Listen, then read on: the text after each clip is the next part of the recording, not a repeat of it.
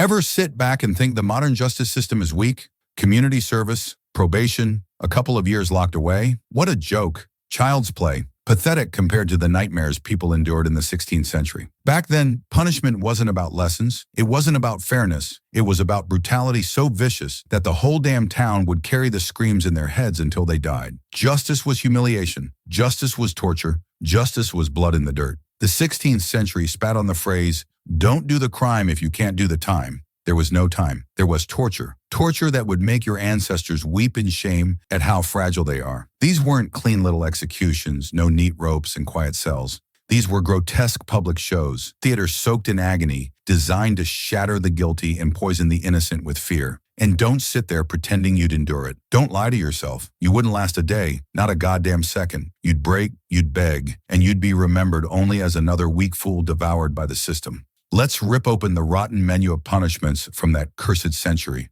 Punishments that tore apart body, mind, and will until survival itself was impossible. Picture yourself standing in the center of town, your neighbors gathered, their eyes burning into you like knives. The sentence, the pillory. At first glance, it doesn't look terrifying. Just a wooden frame with holes for your head and hands. Almost harmless, but only an idiot would think so. This wasn't some medieval photo booth where you pose and laugh. This was humiliation as execution. Once that wood slammed shut on you, you were locked down like a dog, helpless for hours, sometimes days. You weren't exposed just to the weather. You were exposed to human cruelty, and that's worse than any storm. The crowd didn't pity you. They spat on you. They pelted you with rotten food, with rocks, with whatever filth they could grab. Records tell of hot coals flung at faces, of rotting carcasses hurled at prisoners, of human waste poured over heads. And if you fainted, too bad. If you whimpered for mercy, the mob only screamed louder, hungrier. By the time they unchained you, if you even lived, you weren't just broken in body, you were destroyed in spirit, a crawling wreck marked forever.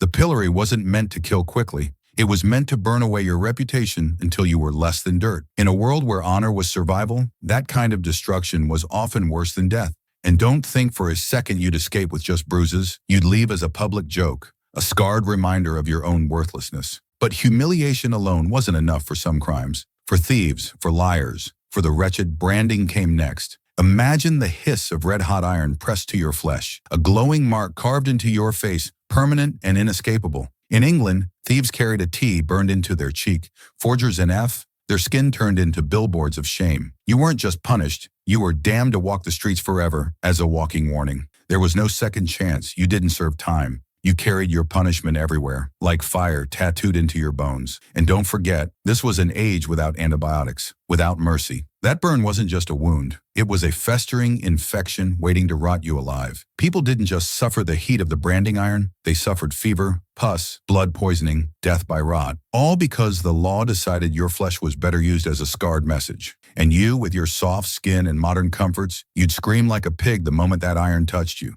Still think you could survive? Then let's crank the horror up. Because executions in the 16th century weren't simply about ending life. No, they were sick, deliberate performances, crafted to carve terror into every eye watching. The crown jewel of this monstrous theater was hanging, drawing, and quartering, the ultimate punishment for treason in England. This wasn't one act. It was a carefully orchestrated demolition of the human body. First, they'd chain you to a wooden sled and drag you through the streets like a carcass. You wouldn't even get the dignity of walking. Then came the hanging, but not to kill you. Oh no, that would be far too kind. They let you dangle, choking, convulsing, your vision going black, but they cut you down just before death could claim you. Alive but half dead, gasping like a fish on land, you'd be tied down as the real torment began. Your stomach ripped open, your intestines yanked out, and, in some cases, thrown onto a fire burning right before your fading eyes. And only when the executioner grew tired of watching you writhe, when the crowd had had their fill, would your head finally be severed and your body chopped into quarters. Those pieces, they weren't buried. They were nailed up across the kingdom, trophies of horror to remind everyone what treason bought you. And if you think this was rare, think again. For lesser crimes, the wheel awaited. The breaking wheel, the Catherine wheel, whatever name you call it, it was the same merciless death. Picture being tied to a giant wooden wheel, your limbs stretched and vulnerable. Then the executioner, with calculated precision, took an iron bar and smashed your bones, one by one, methodically, until your body was nothing but shattered sticks of flesh. Your arms, your legs, broken in multiple places, twisted and threaded through the spokes of the wheel, a grotesque parody of the human form. And you weren't granted death quickly. You were left there like butchered meat under the blazing sun, torn open for birds to peck. While the crowd laughed and mocked, death could take hours, days even. Records speak of poor wretches hanging on for 3 days, slipping in and out of consciousness, their mangled corpses alive enough to suffer but too ruined to escape. And don't you dare think you'd last longer than a few minutes. You'd be begging for death before the first bone cracked. If you thought the breaking wheel was a nightmare, wait until you hear about the twisted obsession with water. Forget waterboarding, that modern imitation of cruelty. What they did in the 16th century was pure sadism. Prisoners were forced to drink water far beyond the limits of their body. Not sips, not gulps. Endless floods poured down their throats until their stomachs stretched like a grotesque balloon, ribs straining outward, lungs suffocating under the weight. Some convulsed, choking, vomiting violently, only for the process to start again. Funnels were jammed into mouths, water shoved in until the body turned against itself.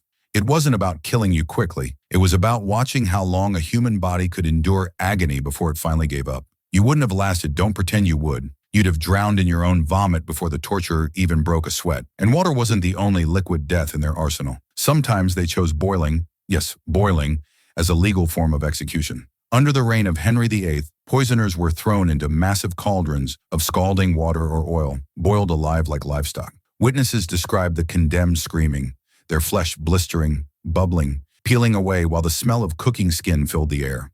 Sometimes they were plunged in all at once. Other times lowered slowly, piece by piece, stretching the suffering so the crowd could savor every second. Their cries echoed through the square, but no one came to help. The audience didn't recoil in horror. They cheered. They brought their children. Families picnicked on the sidelines while a human being was turned into soup before their eyes. Entertainment, they called it. A festival of screams. And if you stood there, if you dared watch, don't fool yourself. You wouldn't be some stoic observer. You'd gag at the smell, maybe faint, maybe piss yourself in fear, and still the crowd would trample you just to get a closer look. But not every punishment ended in death. No, some were designed to let you rot alive, dragging shame behind you forever. Take the scold's bridle, the brank. This hideous device was a cage of iron fitted over the head, with a spiked plate shoved into the mouth, pressing down on the tongue until flesh pierced with every movement. Mostly used on women accused of gossiping, nagging, or being disruptive. It wasn't justice. It was domination, humiliation forged in steel. Once locked in, you couldn't eat, couldn't drink, couldn't even move your jaw without shredding yourself from the inside. Some versions came with bells attached, ringing with every step, broadcasting your shame to everyone. You were paraded through the streets, a bleeding, broken puppet.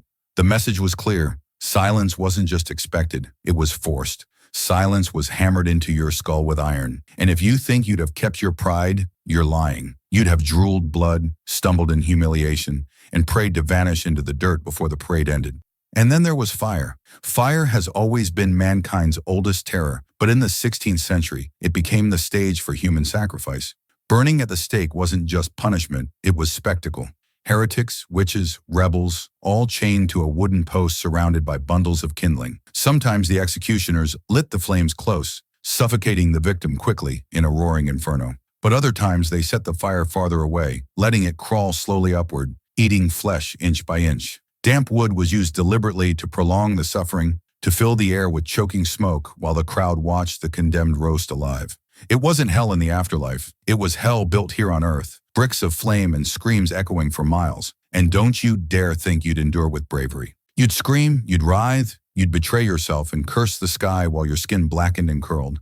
And the audience? They'd applaud like pigs at a feast, their faces glowing with reflected fire. But fire wasn't their only toy. They had iron, and with it, the iron chair. A nightmare given form, a solid chair of metal, its entire surface covered with sharp spikes. The prisoner stripped naked, tied down, flesh pressed into steel until every movement pierced deeper. And as if that wasn't enough, the chair could be heated from below, turning it into a burning throne. Imagine the helplessness, sitting perfectly still while your skin blistered against scorching metal, every twitch shoving spikes deeper into your own body. No escape, no mercy. Executioners sometimes left their victims to languish for hours, bodies merging with the steel, the chair drinking blood as if alive. This wasn't just torture, it was mockery. You became an exhibit, a carcass disguised as a man. And you wouldn't even make it past the first minute before begging to be put down like an animal. And still, the list of horrors didn't end. Flaying, yes, skinning a human being alive, was not myth, it was real. Victims tied down, knives carving strips of skin from their flesh like peeling fruit.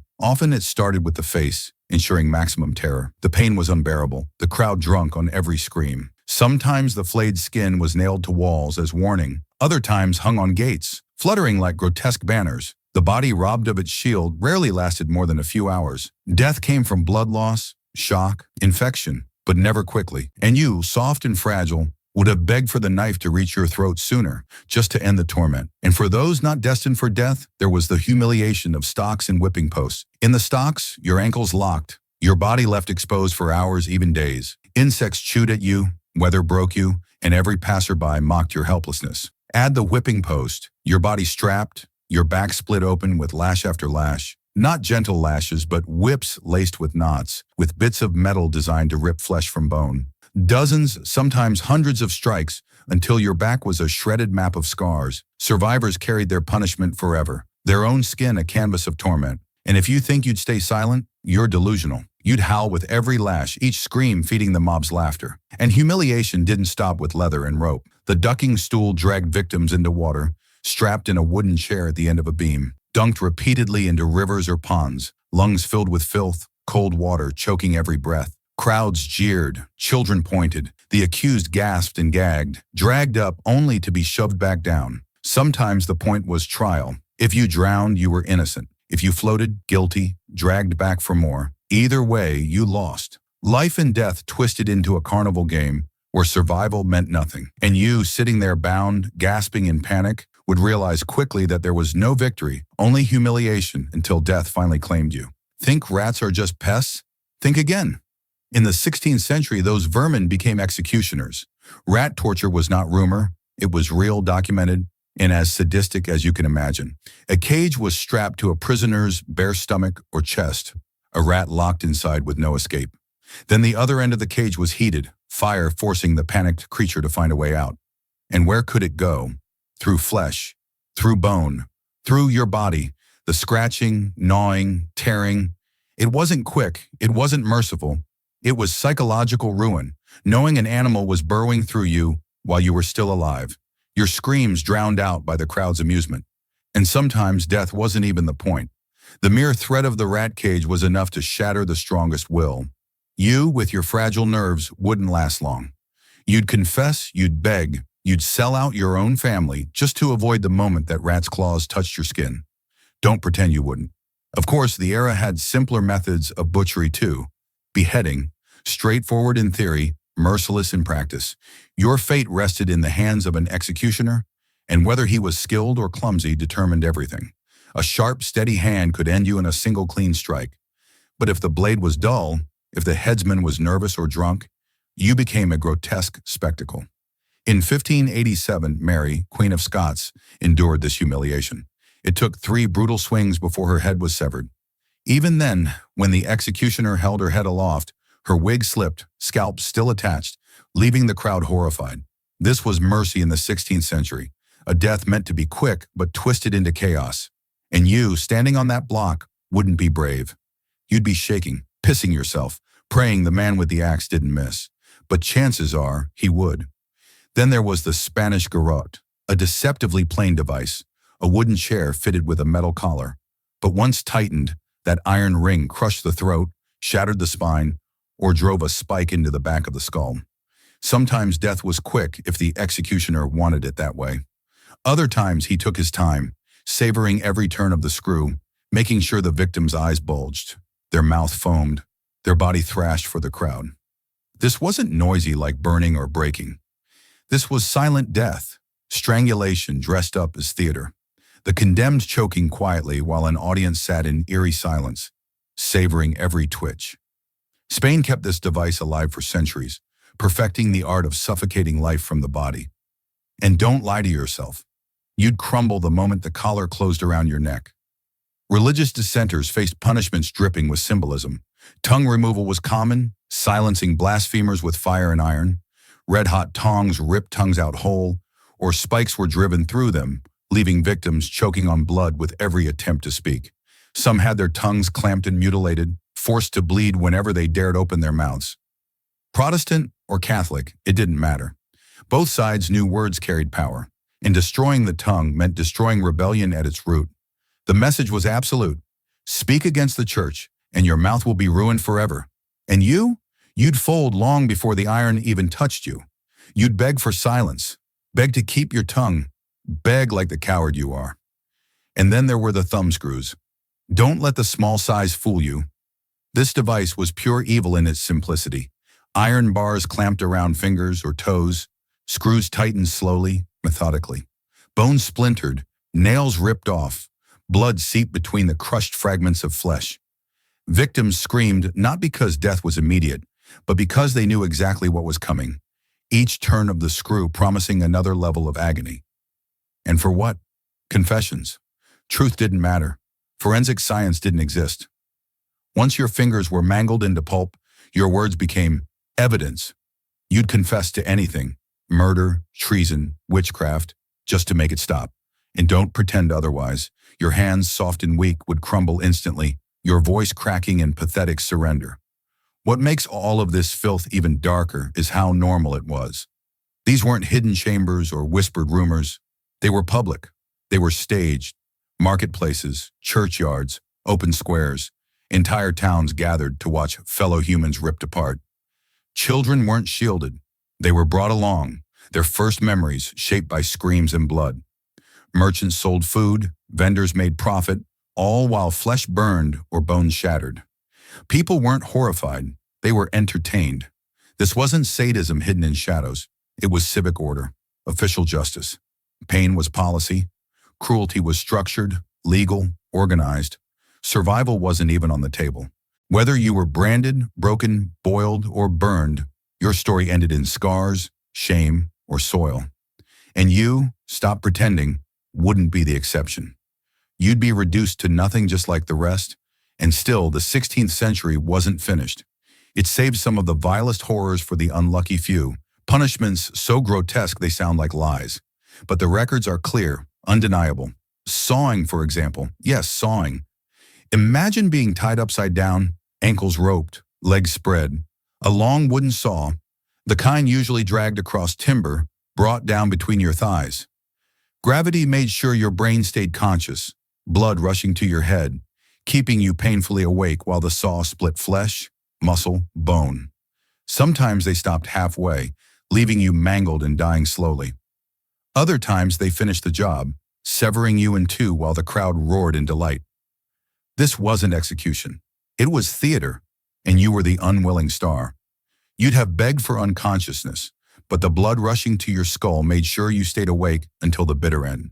And if that wasn't vile enough, there was the wooden horse, the chevalet. It looked harmless, a triangular beam shaped like a saddle, but the edge was sharp, razor thin. Victims were stripped, forced to straddle it, their full weight pressing down on flesh. Sometimes weights were tied to the ankles, forcing the edge deeper, tearing groins, shredding bodies. Hours of this torment left victims bleeding, mutilated, sometimes permanently destroyed. Survival was possible, yes, but survival meant living as a mangled wreck. Soldiers faced this often, a reminder that disobedience brought more pain than any enemy's sword. And you wouldn't survive the first hour. You'd scream until your throat split, then beg for death to silence your humiliation. As if the wooden horse wasn't enough mutilation, the 16th century had cruelties that twisted even food and drink into weapons. The ordeal of poison was one such nightmare. Guilt wasn't decided by facts or evidence, but by superstition and suffering. The accused was forced to swallow a test, sometimes a piece of consecrated bread, sometimes a drink laced with toxins. If you survived, you were innocent, divinely protected. If you choked, if you writhed in agony, if poison burned through your insides, well then God had judged you guilty. Imagine your entire life decided not by truth, but by the treachery of your stomach. Justice wasn't blind, it was drunk, delirious, and cruel. And you'd fail, you'd gag, you'd vomit, you'd collapse, and the crowd would sneer at your weakness while your body rotted from the inside.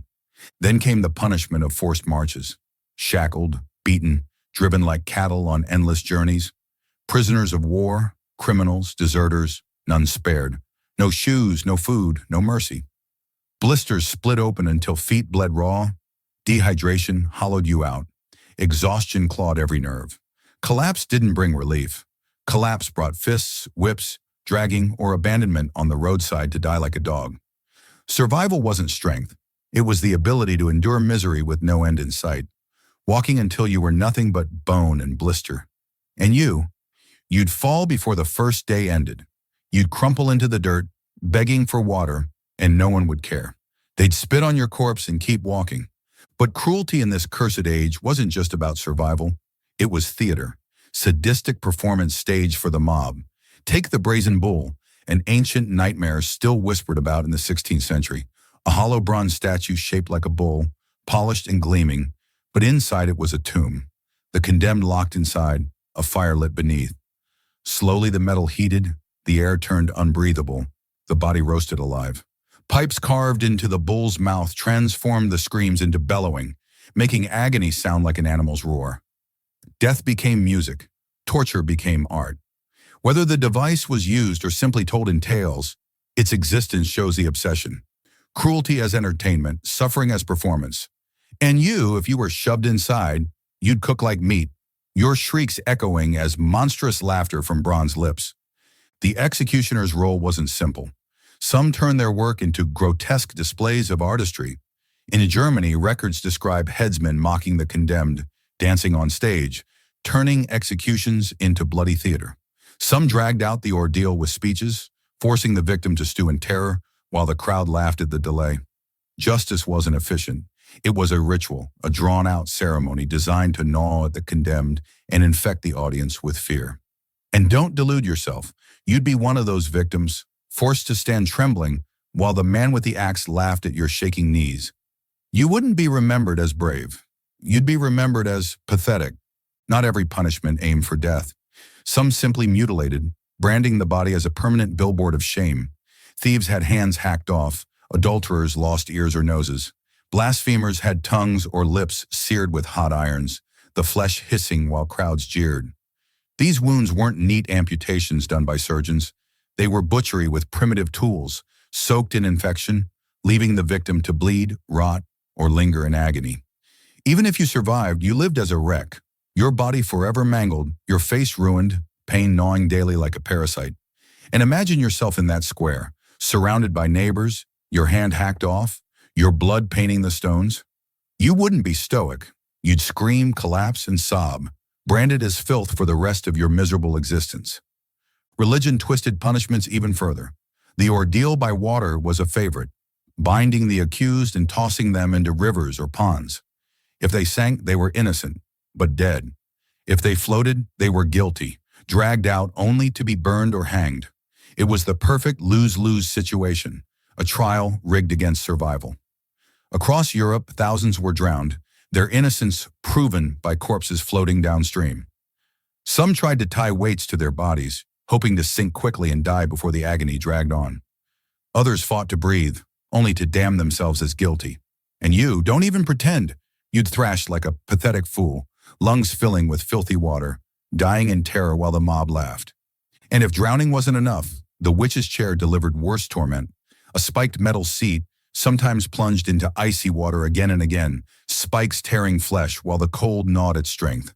Prisoners sat bleeding, shivering, gasping, their bodies turned into raw, pierced wrecks. Interrogators called it questioning, but everyone knew the truth. It was torture, plain and sadistic, designed to squeeze confessions. Some punishments weren't about killing outright. Some existed only to terrify, to shred dignity and leave bodies ruined, but breathing.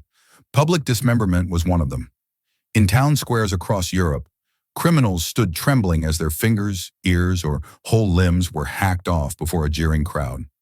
There was no anesthesia, no mercy, just a blade chopping flesh while people roared in approval. The pain ended eventually, but the humiliation never healed. Imagine stumbling through the rest of your life with one hand missing. Every glance from strangers a reminder of the day your body became public property. And don't pretend you'd bear it with pride. You'd be sobbing, broken, a pitiful creature cursed to live as a walking warning. But the 16th century's theater of cruelty didn't stop with blades and blood. Sometimes it blurred the line between torture and ritual. Mock executions became a form of torment, leading prisoners blindfolded to the scaffold, making them kneel, whispering last prayers while believing death was only seconds away, only for the sentence to be revoked at the final instant. To modern minds, it may sound merciful, but it wasn't. It was psychological murder. The condemned's heart pounded like a drum, lungs strangled by terror, body shivering with the certainty of death, only to be thrown back into life, scarred beyond repair. Survival didn't erase the memory. It carved it deeper, an endless nightmare. And you'd collapse right there, sobbing in front of the crowd, begging for death rather than live with the ghost of almost being erased. Not every grotesque act cut the flesh. Some went straight for the soul. Excommunication in the 16th century was more than spiritual punishment. It was social execution. You were cut off, shunned, spat on by neighbors, denied burial in sacred ground. In a world where faith was everything, it was annihilation of your very identity. People begged for lashes, for iron, for fire, anything but the cold void of being cast out. Physical pain ended. Social death lingered like rot. And you'd crumble the moment the priest's words were spoken, realizing you no longer belonged anywhere, reduced to nothing but dust with no place even in the afterlife. The strangest part? None of this was hidden. To us, it reads like a horror catalog. Spikes, fire, mutilation, humiliation. But to them, it was order. It was stability. These punishments weren't whispered in secret. They were printed in law, announced by criers, debated by scholars, carried out with ceremony. Pain was policy. Cruelty was a pillar of justice, and you'd be crushed under it like every other soul. And then came the punishments so vile they barely sound possible, yet records confirm their reality. Sawing, yes, sawing was one of the most stomach-turning of all. Imagine being hung upside down by your ankles, legs spread. A wooden saw, usually for timber, dragged between them. Gravity made sure your brain stayed awake, blood rushing to the skull, ensuring you witnessed every horrifying slice as your body split apart. In some regions, they stopped halfway, leaving you to hang in pieces, dying slowly.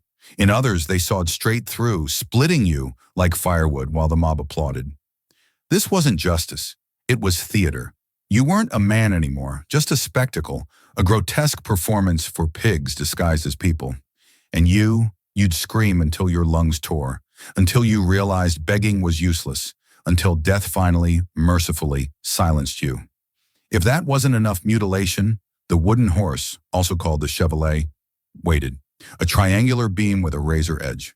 Victims stripped, forced to straddle the beam while their entire weight pressed down, slicing flesh apart. Sometimes stones were tied to ankles to increase the torment. Hours on the horse meant shredded groins, bleeding, mutilation beyond description. It didn't always kill, but survival was worse. A life ruined, body broken, shame eternal. Soldiers were often punished this way, a reminder that disobedience brought a torment harsher than any battlefield. And don't lie, you wouldn't last minutes. You'd howl, humiliate yourself, curse your own name as blood dripped down the wood. Food and drink themselves could become instruments of torment. The ordeal of poison, a so-called trial, forced the accused to swallow sacred bread or toxic concoctions. If you survived without choking or vomiting, you were innocent. If not, you were guilty, condemned, damned by superstition. Innocence wasn't determined by truth, but by whether your gut could withstand poison. Justice wasn't blind. It was sadistic and blindfolded. And you'd choke on the first bite, spit it back out, and be condemned as guilty before the crowd. Then came forced marches, punishment through exhaustion. Shackled, driven endlessly, starving and barefoot. Collapse didn't earn rest. Collapse earned fists, kicks, abandonment. Those who survived did so with blistered feet, torn muscles, and minds broken by endless horizons with no end but death. And don't even pretend. You'd fall in the dirt the first night, left for dead while the chain gang kept moving. But nothing embodied spectacle like the brazen bull. That hollow bronze beast, fire lit beneath, prisoner locked inside, roasted alive. Pipes twisted screams into bellowing, so the crowd heard not human agony, but animal roars. Suffering turned into sound, torture turned into music. Even if its use was rare by then, the very fact that people spoke of it shows the obsession with cruelty as art. And you'd cook alive, lungs bursting, shrieks echoing through bronze while the mob cheered your death song. The spectacle didn't end with bulls or blades. Executioners themselves sometimes turned cruelty into a stage performance. Skilled headsmen could deliver a clean cut, but others dragged it out, mocking the condemned, dancing before the blow, forcing victims to stew in terror while the mob roared in laughter. Justice wasn't swift, it was ritual. It was designed to humiliate, to strip you down into nothing before the blade finally fell. And you'd be shaking like a leaf, praying for mercy that would never come, forced to listen to the crowd mocking your trembling knees. Mutilation was another favorite form of punishment. Thieves lost their hands, adulterers their ears or noses, blasphemers their tongues seared with iron. Bodies became billboards of crime, walking warnings carved in flesh. Tools were crude, cuts were filthy, infections common. Victims bled to death, rotted from their wounds, or lingered in agony, scarred and broken for life. And imagine yourself standing there, your hand hacked off in the square, your blood soaking the stones. You wouldn't be silent. You'd collapse, sobbing, a pitiful wreck for everyone to spit on. The ordeal by water twisted faith into cruelty. Suspected witches bound and thrown into rivers, sink and die innocent, float and live guilty. It was the ultimate lose-lose, a rigged game where survival guaranteed torment. Thousands across Europe drowned this way, their innocence proven only by corpses rising downstream.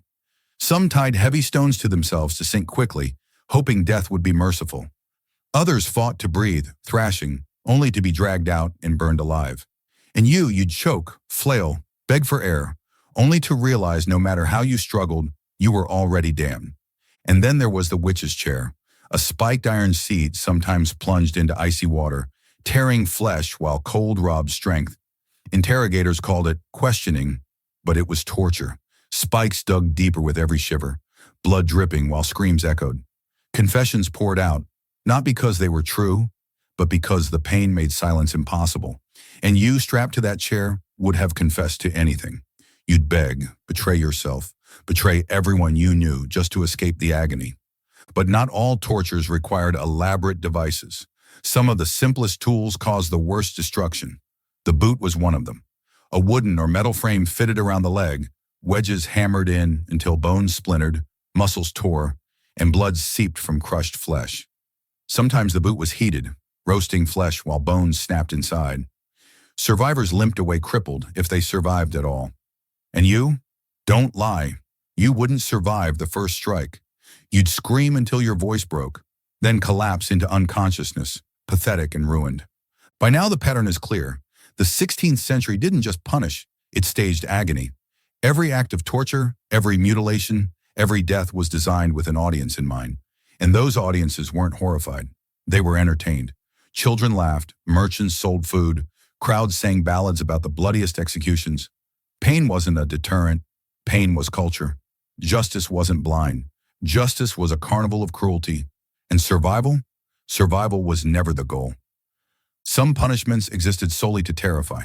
Public dismemberment was one. Limbs hacked off in front of crowds, flesh splattering the stones. The victim lived, but their body became permanent proof of guilt. Every step through town was humiliation. Every glance a reminder of their mutilation. Pain ended, but shame was eternal. And you'd be one of those shattered fools limping through life mocked forever. Mock executions added another layer of torment.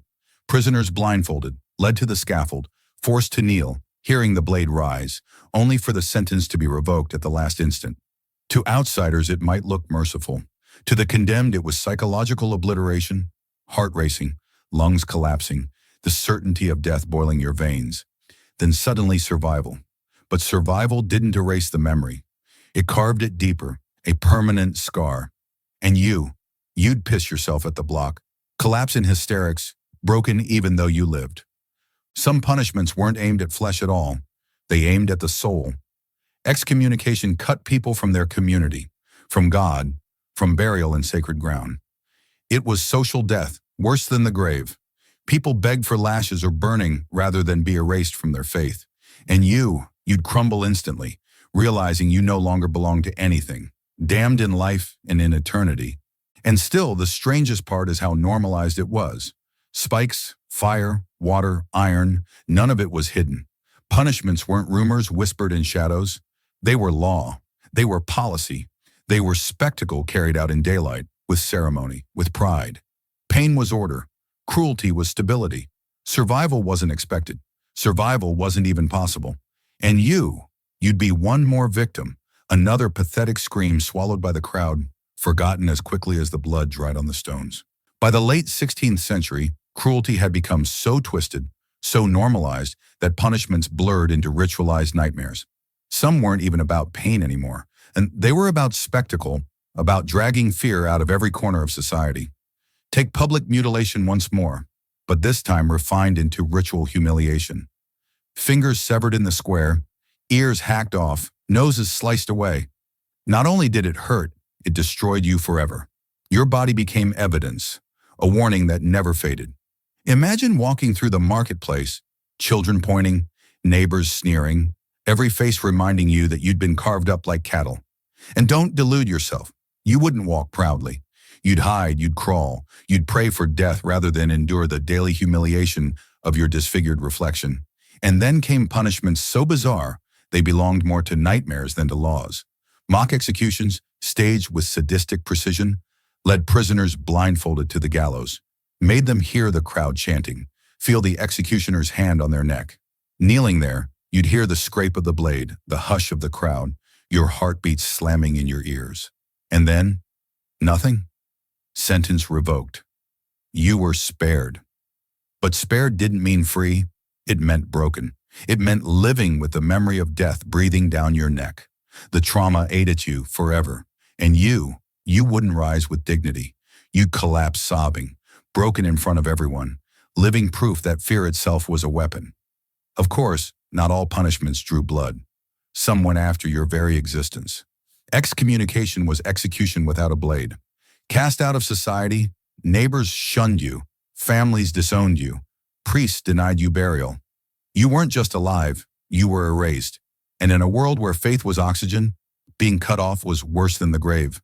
People begged to be whipped, begged to burn at the stake, anything but this slow erasure. And you'd crumble instantly, sobbing, desperate, begging for pain instead of being abandoned by everyone you knew.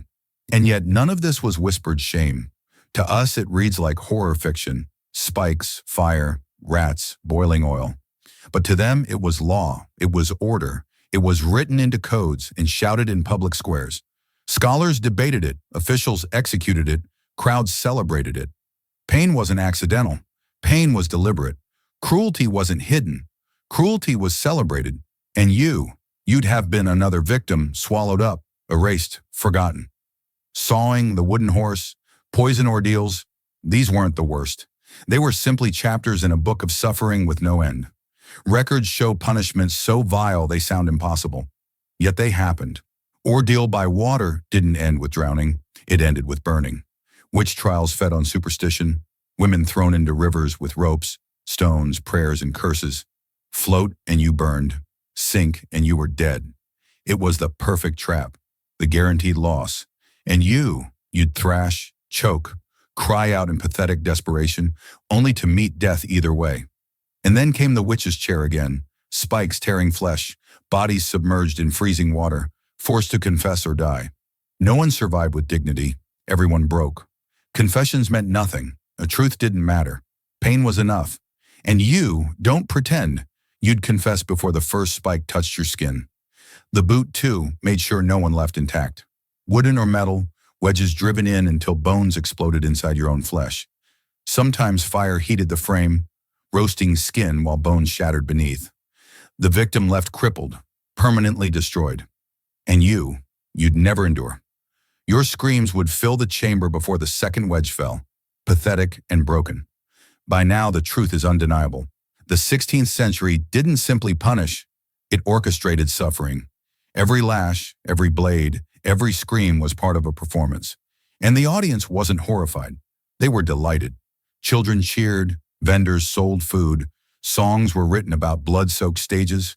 Pain wasn't a deterrent. Pain was entertainment. Justice wasn't mercy. Justice was cruelty dressed as order. And survival wasn't expected. Survival was mocked. Some punishments tore at the body. Others shattered the mind. But all carried the same message. No one was safe. Even mercy was twisted into torment.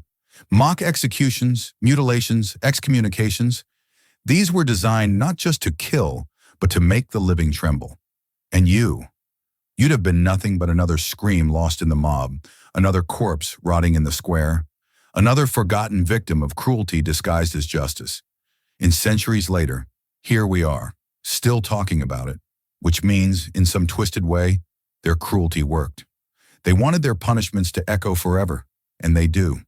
They wanted their terror remembered, and it is. Even now, their blood-soaked theater survives in memory. And you, don't think you'd escape. If you had been there, you would have been broken, humiliated, erased. Just another body in the crowd of agony.